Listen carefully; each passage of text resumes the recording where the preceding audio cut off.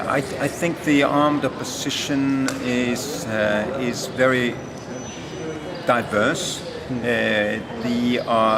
When I traveled myself in Aleppo, I could see that they were clearly many places the sons and the daughters of the local communities. They had a lot of support.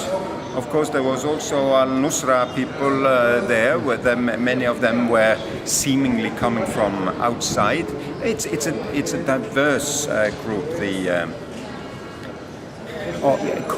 coalition of opposition forces. What Human Rights Watch is concerned with is that some of them have clearly violated human rights and the international humanitarian law.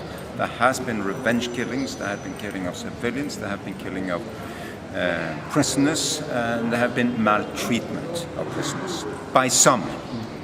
Would you say they are mainly the sort of more radical groups, the jihadis or Salafi groups? Is it possible to make a generalization like that? I think I am not that close to the research that I would be able to say that this group is worse than that group.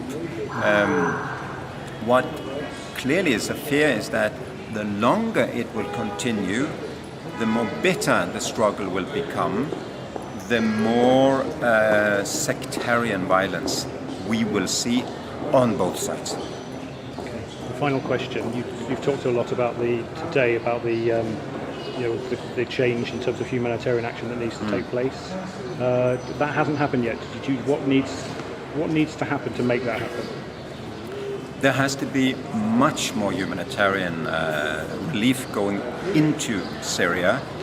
It would be totally wrong, both from a humanitarian and a strategic and human rights perspective, to sort of wait till people flee across the borders before one gives them help.